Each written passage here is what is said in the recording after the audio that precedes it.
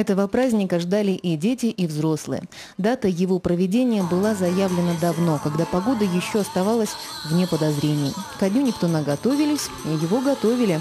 Готовили работники Нерюнгринской ГРЭС. Это полностью их творение с финансовой и с творческой точки зрения на базе яхт-клуба «Парус». Получилось мероприятие городского масштаба по мотивам древнеримского праздника Нептуналии, третьем в истории Нерюнгри. Огласим меню. На первое бессменный управленец водными ресурсами «Нептун», сопровождаемый разношерстной нечистью. Катер – это роскошь только для среднестатистического россиянина. Для царя морей – это средство передвижения.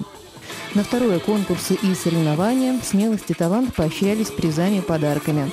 На закуску черти морские, без стыда и совести, пытавшиеся приобщить зевак к водным процедурам.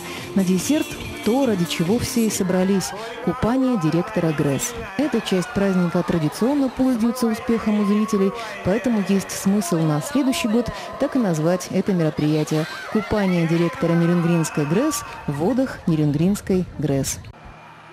А вообще любой праздник – это вызов серым будням. Поэтому большое спасибо организаторам единственного в городе мероприятия на воде.